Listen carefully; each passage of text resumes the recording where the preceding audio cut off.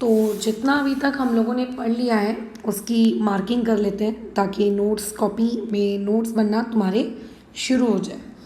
तो जहाँ तक मुझे याद आ रहा है लास्ट क्लास में हम लोगों ने ये इरिवर्सिबल और रिवर्सिबल तक की मार्किंग की थी।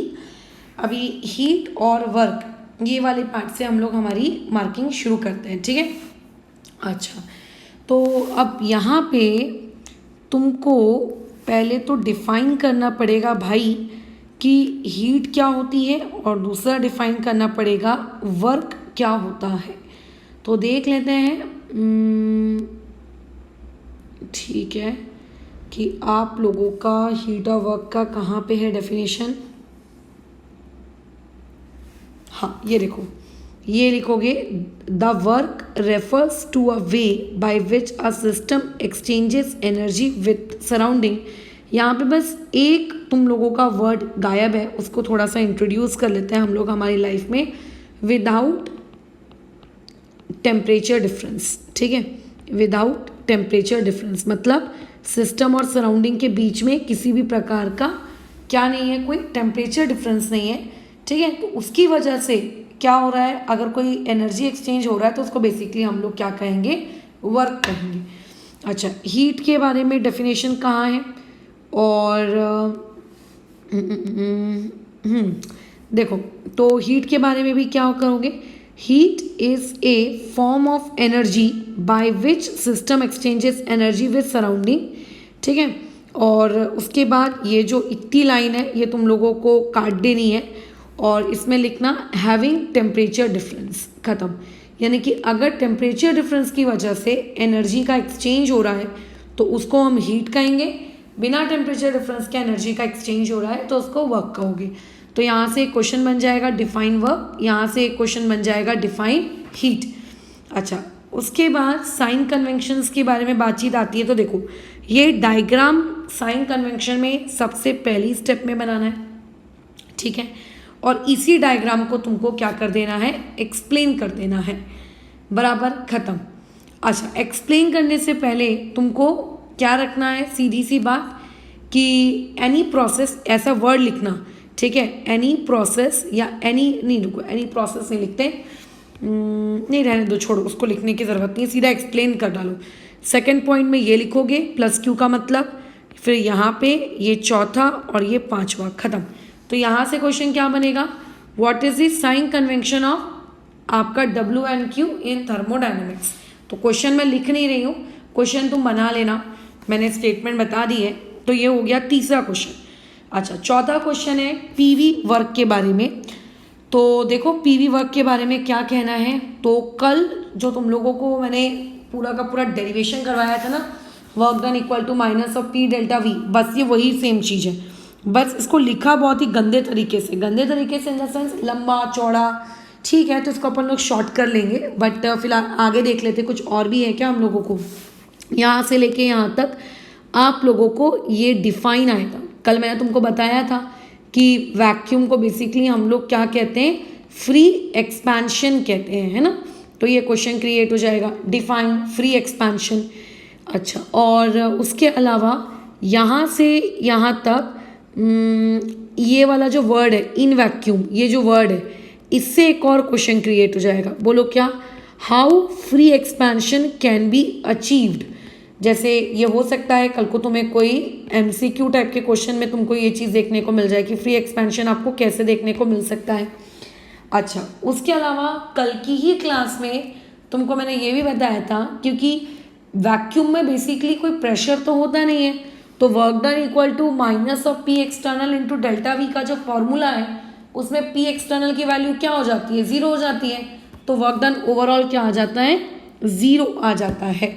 तो जब भी हम किसी भी गैस को वैक्यूम में वर्क करवाने को कहते हैं तो वैक्यूम में वर्क क्या होता है, ज़ीरो।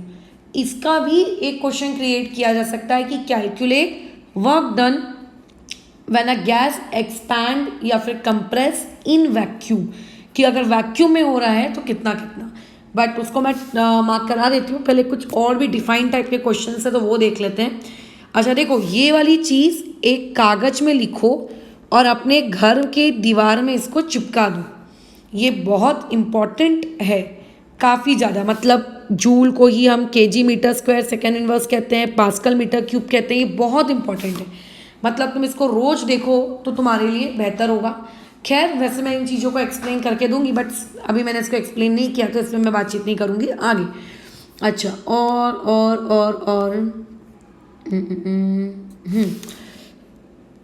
2 मिनट, यहाँ से अभी कुछ भी नहीं करना है। ये वाला expression for maximum work, but ये वाली चीज़ भी आप लोगों की बुक में काफ़ी घुमा फिरा के दी गई है। ठीक है, तो देखो इसको हम लोग कर लेते हैं। यहाँ से लेके यहाँ तक आपका पॉइंट नंबर 1, यहाँ से लेके यहाँ तक, ठीक है, आप लोगों का पॉइंट नंबर 2, इसको क्रिएट कर लेना। और उसके बाद यहाँ से यहाँ तक पॉइंट नंबर 3। अब पॉइंट नंबर 4 में डायग्राम बनाना है, तो यही तुम्हारा डायग्राम होगा, बट ये बहुत ज़्यादा लेंदी डायग्राम हो गया है। खैर, तो तुम्हें ज़्यादा करने की ज़रूरत नहीं है, सिर्फ ये 2 बना लेना और फिर डॉट डॉट डॉट डॉट करके लिख देना। ठीक है, द नंबर ऑफ स्टेप्स, जैसे यहाँ लिखा है ना कंटिन्यू, तो 2 ही बनाना, सिर्फ ज़्यादा मत बनाना। अच्छा, पॉइंट नंबर 5 में आते हैं, और उसके बाद ड्यूरिंग ईच स्टेप, यहाँ से लेके यहाँ तक, बस ये पॉइंट नंबर 5 यहाँ से हमने यहाँ तक क्रिएट कर लिया। और उसके बाद ठीक है, द वॉल्यूम, ठीक है, आपका इंक्रीज कर रहा है हर एक स्टेप में। ये पॉइंट नंबर 6, बीच की कोई भी बातचीत नहीं लिखना है। हमें अपने आंसर को इतना भी ज़्यादा एक्सप्लेन नहीं करवाना है कि आपका सामने वाला इंसान आपका डेरिवेशन ही ना देखे, से आपका एक्सप्लेनेशन ही देख के जा रहा है। अच्छा, और उसके बाद पॉइंट नंबर 7 हम शुरू करेंगे यहाँ से। ठीक है, the small quantity of work done, ठीक है, इज गिवन बाय, ठीक है, इज गिवन बाय, ठीक है। अच्छा, ऐसे लिखना, in a single step the small quantity of work done is given by. तो यहाँ से लेके यहाँ तक this will be your point number 7।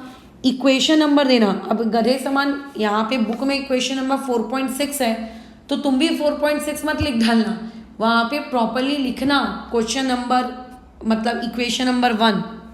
अच्छा, उसके अलावा और क्या कहानी है, उसके अलावा यहाँ पर आपको ये जितना भी पॉइंट है ना, ये जितना भी पॉइंट है, ये वाला पॉइंट आपको नहीं लिखना है फालतू के, इसको मत करो। अननेसेसरी है, उतना लिखोगे तो भी उतने ही मार्क्स मिलेंगे, नहीं लिखोगे तो भी उतने ही मार्क्स मिलेंगे, उसको मत करो। फिर क्या करना है, पॉइंट नंबर 8 में यहाँ से the total amount of work done during the expansion, ठीक है, from volume V1 to V2, यहाँ से इज गिवन बाय, ये लिखोगे पॉइंट नंबर 8 में। और उसके बाद पॉइंट नंबर 9 में यहाँ से, ठीक है, आपका जो शुरू होगा आखिरी तक, यहाँ तक जाएगा। This is your point number 9, खत्म। बीच में इक्वेशन नंबर को तुम अपने अकॉर्डिंग थोड़ा दिमाग लगाकर वेरी करवा लेना। सो बेसिकली ये क्वेश्चन किस चीज़ का है, ये डेरिवेशन है किस चीज़ का, मैक्सिमम वर्क का। ड्यूरिंग कौन सा मैक्सिमम वर्क, आइसोथर्मल प्रोसेस के दौरान। कल हम लोगों ने आइसोकोरिक के बारे में बात की थी, है ना, और उसके अलावा आइसोबेरिक के बारे में बात की थी। तो ये आइसोथर्मल प्रोसेस के दौरान जो मैक्सिमम वर्क हुआ है, ये उसका डेरिवेशन है। कई बार पेपर में ऐसा पूछ लेता है कि रिवर्सिबल के लिए बताइए क्या होगा वर्क डन, तो बेसिकली ये प्रोसेस रिवर्सिबल है, तो ये मैक्सिमम वर्क के नाम से भी पूछा जा सकता है, आइसोथर्मल प्रोसेस के नाम से भी पूछा जा सकता है, या फिर ये रिवर्सिबल वर्क के नाम से भी पूछा जा सकता है एट कांस्टेंट टेम्परेचर। तो ये तीनों ही इसके नाम है, तीनों ही नामों से ये क्वेश्चन क्रिएट किया जा सकता है और ये उसका आंसर रहेगा। डन। तो अभी लास्ट क्लास में हमने यही पढ़ा और ये उसका आंसर है। बल्कि ये इतना इंपॉर्टेंट फॉर्मूला है बोर्ड्स के वालों का, इवन आगे भी रहता है। जब मैंने मेंस 2013 दी थी तो उस वक्त एक्चुअली क्वेश्चन पेपर में मेरे यही सवाल आया था, मतलब एग्जैक्टली तो नहीं कह रही हूँ, वर्क डन दिया था, वैल्यूज पुट करनी थी मुझे और सिर्फ कैलकुलेशन करके कोई एक आधी क्वांटिटी दी थी, एग्जैक्टली तो मुझे याद नहीं है, और आंसर आ गया था। यानी कि इतना आसान सवाल, किसी वैल्यू पुट करो और आंसर निकालो, एकदम बोर्ड्स लेवल पर ये चीज़ पूछी गई। तो ये वाली मार्किंग हमने कर ली क्योंकि ये टॉपिक हम पढ़ चुके थे। अच्छा, इंटरनल एनर्जी भी हम लोग पढ़ चुके हैं। तो देखो अब क्वेश्चन में कैसा आता है, डिफाइन इंटरनल एनर्जी, ठीक है। तो यहाँ से यहाँ तक इतना तो देखो आपको इंटरनल एनर्जी के बारे में लिखना ही है ना। फिर यहाँ से लेके यहाँ तक आपको भी लिखना है। बेसिकली ये पूरा का पूरा पॉइंट ही लिखना है। अगर डिफाइन इंटरनल एनर्जी आता है तो पूरा का पूरा, कोई ऐसी मेहनत नहीं जाएगी, पट पट लिख दोगे और जल्दी जल्दी आंसर भी लिख देना। हाँ, एक पॉइंट जो एक्सट्रीमली इम्पॉर्टेंट है, जब भी आप कोई भी फंक्शन पढ़ें तो आपको ये पता होना चाहिए कि कोई भी प्रॉपर्टी पढ़ो कि वो स्टेट फंक्शन है कि पाथ। तो ये एक स्टेट फंक्शन है और ये एक एक्सटेंसिव प्रॉपर्टी है। तो यानी कि यहाँ सीधा सीधा आप लोगों को एमसीक्यू क्रिएट होकर मिलेगा, डायरेक्ट एमसीक्यू, या फिर कोई भी प्रकार का ट्रू फॉल्स, या फिर वन लाइन आंसर की enthalpy, sorry not enthalpy, internal energy is a state function और path function is an extensive property और इंटेंसिव प्रॉपर्टी, है ना, इस तरीके से। अब जैसा कि तुम जानते हो कि ये एक्सटेंसिव प्रॉपर्टी है, तो एक्सटेंसिव प्रॉपर्टी का क्या कहानी होती है कि वो मास पे डिपेंड करती है कि नहीं करती है। उस तरीके से पूछा जा सकता है आपको घुमा फिरा के कि जस्टिफाई करिए या फिर एक्सप्लेन करिए कि आप लोगों के पास ये जो इंटरनल एनर्जी है, ये इंटरनल एनर्जी आप लोगों की क्या है, बोलो, ये एक एक्सटेंसिव प्रॉपर्टी है कि नहीं है, या फिर समझाओ। तो आपको बताना पड़ेगा कि एक्सटेंसिव प्रॉपर्टीज़ वो प्रॉपर्टीज़ होती हैं जो कितना मैटर आपके पास है उन पर डिपेंड करती है। तो इंटरनल एनर्जी में अगर आपके पास ज़्यादा मैटर होगा तो ज़्यादा एनर्जी स्टोर होगी, है ना। अगर आप एक पंख से मारोगे वर्सेस एक बड़े से पत्थर से मुझे मारोगे, डिफरेंस तो रहेगा ना। तो फिर तो ये क्वेश्चन आपको यहाँ से इस तरीके से पूछा जा सकता है कि व्हाट डू यू थिंक, ये देखो इस पैटर्न में अगर मैं बनाती ना बोर्ड्स का पेपर तो मैं ऐसे ही बनाती, what do you think internal energy, ठीक है, internal energy will vary with mass of substance और नॉट। तो ऐसे में मैं कभी भी सवाल डायरेक्ट नहीं पूछती, मैं इसी तरीके से घुमा फिरा कर पूछती, ठीक है, कि ये किस तरीके से आप लोगों का क्या होगा, काम करेगा। डन। तो वहाँ फिर बताना कि no, sorry yes, internal energy is an extensive property, so therefore it will vary with the mass of the substance. ठीक है, तो ये तुम्हारा एक क्वेश्चन बन गया और उसका आंसर मैंने अभी भी बता दिया। या फिर इसी सेम क्वेश्चन को ऐसे भी पूछा जा सकता था कि एक बॉडी है ए जिसका मास है 5 किलो, एक दूसरी बॉडी है बी जिसका वजन है 50 किलो, सेम मटेरियल की बनी हुई है, क्या उन दोनों की इंटरनल एनर्जी सेम होगी कि डिफरेंट होगी। तो ये आपसे दिमाग लगवाना चाह रहा है कि अच्छा देखते हैं तुम क्या बोलते हो। तो वहाँ पे फिर जस्टिफाई करना कि हाँ यार करके इंटरनल एनर्जी तो एक एक्सटेंसिव प्रॉपर्टी होती है, तो ऐसे में तो मेरे पास 5 किलो है और 50 किलो है, तो इससे तो आंसर बदलेगा। तो वहाँ लिखना कि उन दोनों की इंटरनल एनर्जी कैसी है, डिफरेंट रहेगी। तो इस तरीके से भी पूछा जा सकता है। तो आप जो पढ़ते हो वो आपके दिमाग में रहना चाहिए, ठीक है। ये जो मैंने अभी भाषा बोली इसको भी अपने क्वेश्चन में फ्रेम करोगे और इसका आंसर जो भी मैंने बोला उसको भी अपने क्वेश्चन में फ्रेम करोगे। तो एक क्वेश्चन अभी जो मैंने ये बोला ना, एक बॉडी है जिसका मास है 5 किलो, एक बॉडी है जिसका मास है 50 किलो, तो उन दोनों के लिए भी आप ये क्वेश्चन फ्रेम करोगे और आंसर जस्टिफाई करोगे, ठीक है। अच्छा, और उसके बाद यहाँ से लेकर, ठीक है, यहाँ तक, एक मिनट, यहाँ से लेके यहाँ तक आपका एक और क्वेश्चन क्रिएट हो जाएगा, how we can change the internal energy of the system. How can we change internal energy, ठीक है, internal energy of the system. आप किसी भी सिस्टम की इंटरनल एनर्जी कैसे बदल सकते हो। तो ये जो मार्किंग कराई हूँ मैं, ये किसकी मार्किंग है, उसके आंसर की मार्किंग है, ठीक है। अच्छा, और उसके अलावा फर्स्ट लॉ ऑफ थर्मोडायनेमिक्स ये भी हम पढ़ चुके हैं। अच्छा, तो फर्स्ट लॉ ऑफ थर्मोडायनेमिक्स में क्या था बताओ। पहले तो ये याद रखना कंजर्वेशन ऑफ एनर्जी है। यहाँ से एमसीक्यू पूछा जा सकता है कि फर्स्ट लॉ ऑफ थर्मोडायनेमिक्स इनमें से किस चीज़ के पे काम करता है, तो कंजर्वेशन ऑफ एनर्जी पे काम करता है।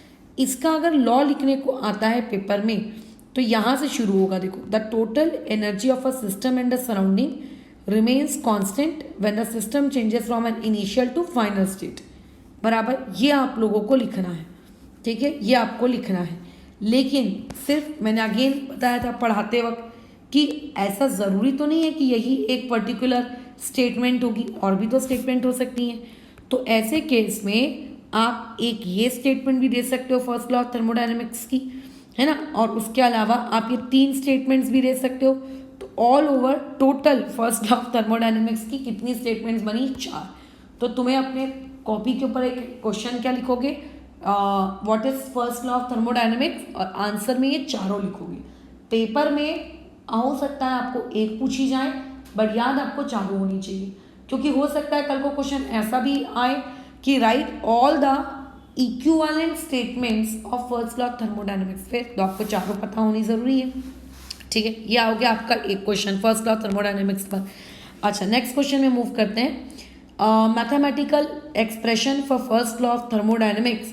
ठीक है, अच्छा, तो ऐसे केस में कहाँ से कहाँ तक लिखेंगे देखते हैं हम लोग। ये आपका पहला पॉइंट बना लेना इसको।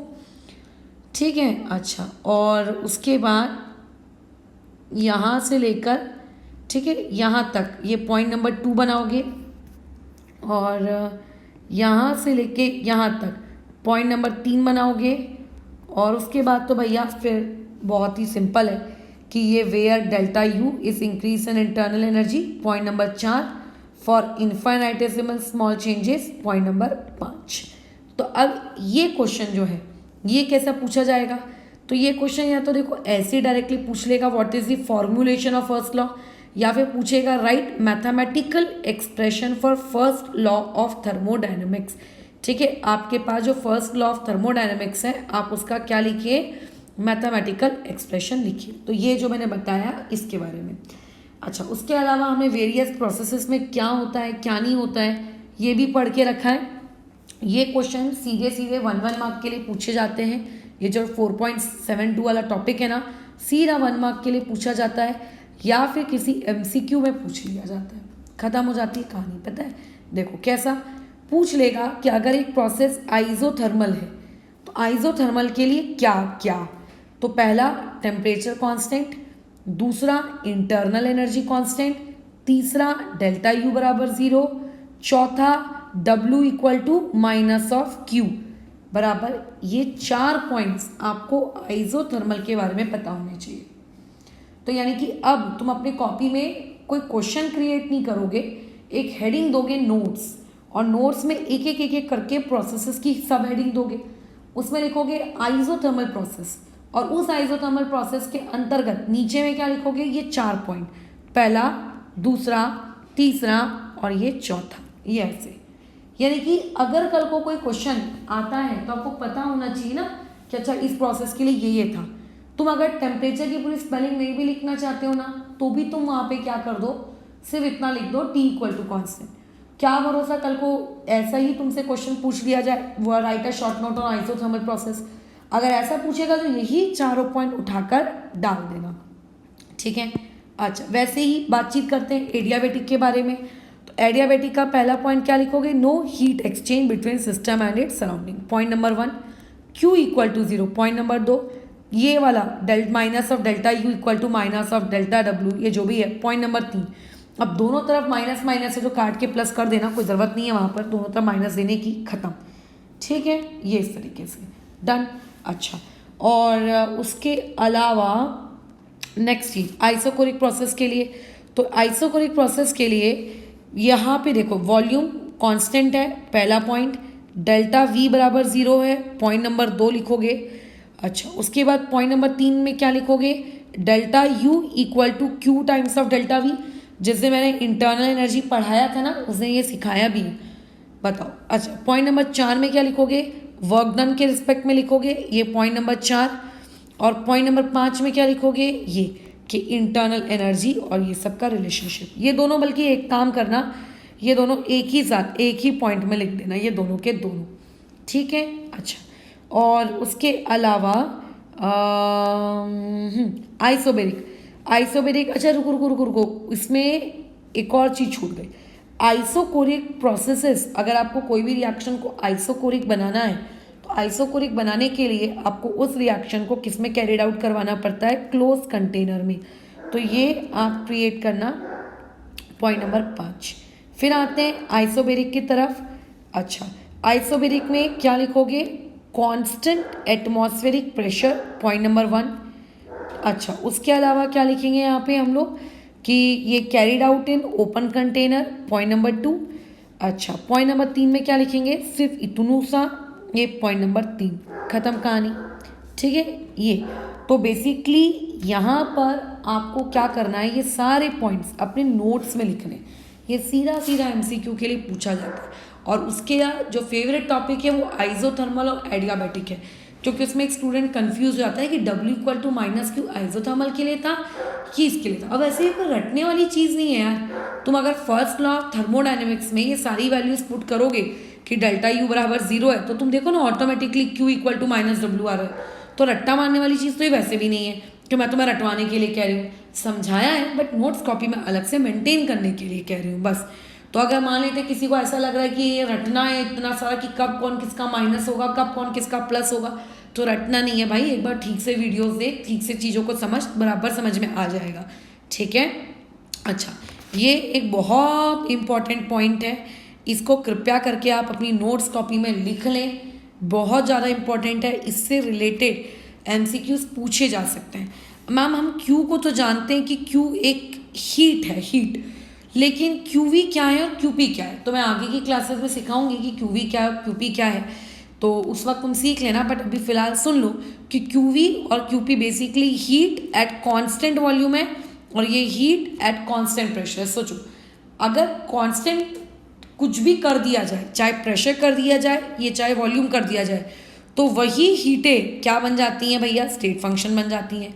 और अगर कांस्टेंट ना रखा जाए, सिर्फ एक हीट बोला जाए, तो फिर वो एक स्टेट फंक्शन नहीं होती, वो क्या होती है? फिर एक पाथ फंक्शन होती है। देखो कितना कंफ्यूज करने वाला पार्ट है कि एक इंसान सोचेगा कि क्यू जो मेरी हीट है, हीट तो एक पाथ फंक्शन होती है, तो क्यूपी और क्यूवी भी पाथ फंक्शन होगी, तो ऐसा नहीं है। वहाँ पे आपको क्या मिल जाएगा? चेंज देखने को मिल जाएगा। ठीक है, ओके। तो ये वाला टॉपिक हमारा डन हो गया। ऊपर जो मैंने छोड़ के रखा था उसकी मार्किंग कर लेते हैं। क्या हो गया रॉबी? मैं नहीं खिलाऊंगी खाना, खुद खाओ जाके, आदत बिगड़ गई हाथ से खाने की आपकी। तुम लोगे क्लास, चलो तुम लोगों की आगे की मार्किंग फिर रॉबी भाई करवाएंगे भाऊ भाऊ के फॉर्म में। ठीक है, रॉबी तू नहीं बैठ पाएगा बेटा, जगह कम है, तो बाहर जा, मैं आ रही हूँ। वहाँ बैठ जा, बैठ जा, बैठ जा, बैठ जा। चल रहे खिला देती 2 मिनट रुक जा, ख़त्म कर लूँ फिर चलते हैं। ठीक है, 2 मिनट रुक जा। हाँ चल रही उतर जा, चल रही, बस 2 मिनट रुक जा। हाँ जा, तू नीचे पहुँच, मैं आ रही हूँ, जा नीचे पहुँच, मैं आ रही हूँ। तो नीचे तो पहुँच, दरवाज़ा लगा, पूरी ठंडी हवा बाहर जा रही है, दरवाज़ा लगा के जा। नहीं तो बैठ जाओ वहीं पे शांति से, 5 मिनट रुक, 5 मिनट में चलेंगे, 5 मिनट रुक जा। ठीक है, चलो एक क्वेश्चन और जल्दी से मार्क कर लेते हैं। रॉबी क्योंकि आ चुका है, उसको खाना खाने का है, उसको भूख लग रही है बहुत ज़्यादा। अच्छा, नेक्स्ट क्वेश्चन ये किया जा सकता है कि calculate work done WD in case of में पहला क्वेश्चन पूछ लेगा वैक्यूम में या फिर फ्री एक्सपेंशन। देखो वैक्यूम बोले या फ्री एक्सपेंशन बोले बात एक ही है। और दूसरा ये पूछ लेगा आइसोकोरिक प्रोसेस के लिए, तो ऐसे में क्या जवाब दोगे? तो देखो, चाहे वैक्यूम में हो या चाहे आइसोकोरिक में हो, वर्क डन 0 ही होता है, बट रीज़न अलग अलग होते हैं। तो वहाँ पे तुम्हें एक्सप्लेन करना पड़ेगा कि केस नंबर A में हम लोग प्रोसेस को वैक्यूम में करवा रहे हैं, और अगर प्रोसेस को वैक्यूम में करवा रहे हैं तो वहाँ पर एक्सटर्नल प्रेशर कितना होगा? 0 होगा। और अगर एक्सटर्नल प्रेशर 0 होगा तो वर्क डन का जो फॉर्मूला होता है minus of P external into delta V, उसमें जैसे ही तुम P एक्सटर्नल की वैल्यू 0 डालोगे, ओवरऑल वर्क डन भी बोलो क्या हो जाएगा? आपका 0 आ जाएगा। ठीक है, डन। तो इस तरीके से क्वेश्चन आपको आइसोबेरिक के लिए या फिर क्या नाम है, वैक्यूम या फिर फ्री एक्सपेंशन के लिए पूछा जा सकता है। नेक्स्ट चीज, आइसोकोरिक के लिए भी पूछा जा सकता है। तो आइसोकोरिक के लिए अगर पूछे तो पहले बताना कि in isochoric process volume is constant, therefore delta V equal to 0, therefore work done का ये फॉर्मूला होता है। इस फॉर्मूले में अगर डेल्टा V की जगह क्या पुट कर दिया जाए? 0 पुट कर दिया जाए, तो वर्क डन क्या हो जाएगा? 0। तो ये क्वेश्चन पूछा गया है, मैं बोर्ड्स में बता दूं तुम्हें। ठीक है, लेकिन इस फॉर्म में नहीं पूछा गया। यही सेम क्वेश्चन आपको इस फॉर्म में पूछा गया है कि व्हाट आर दी पॉसिबिलिटीज, ठीक है, what are the possibilities in which work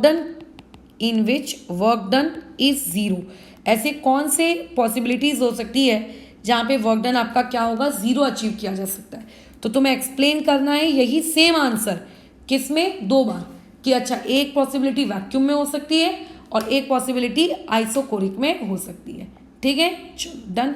अच्छा, दूसरी चीज आपको वो ये पूछेगा एक्सप्रेशन फॉर पीवी वर्क, मतलब जो वर्क डन का हमने फॉर्मूला डिराइव किया था ना, work done equal to minus of P external, है ना, डेल्टा वी वगैरह वगैरह, वो वाली चीज़ें वो आपसे पूछ सकता है। फिर उस केस में क्या करोगे, तो वहाँ पर देखना कल जो मैंने करवाया था वो तो तुम्हें समझ में आ ही गया होगा, ऐसा मुझे उम्मीद है। बट लेट्स से मान लेते हैं नहीं समझ में आया तो एक बार फिर से देखोगे, ठीक है।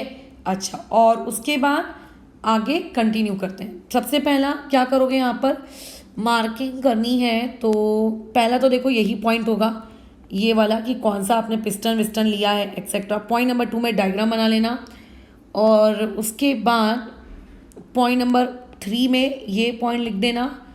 पॉइंट नंबर 4 में क्या लिखोगे, बस नहीं, पॉइंट नंबर 4 में ये लिखना, ये भी लिखना, और उसके बाद ये पॉइंट नंबर 5 में ये आएगा, और उसके बाद यहाँ से लेकर, ठीक है, यहाँ तक ये पूरा एक ही लिखना, कंटिन्यू लिखते जाना, ये नहीं लिखोगे तो भी चलेगा, ठीक है। अच्छा, बस डन, खत्म कहानी, बस इतना ही लिखना, और उसके बाद अपना क्वेश्चन कर देना, क्या बोलो, खत्म। ये क्वेश्चन कैसे आ सकता है, derive an expression for PV work, ठीक है। तो यहाँ पे हमारी चीज़ें खत्म हो जाती हैं, और उसके बाद अब हम लोग आगे की मार्किंग क्या करेंगे, कंटिन्यू करेंगे, और उसके बाद जब नया टॉपिक पढ़ेंगे तब, ठीक है।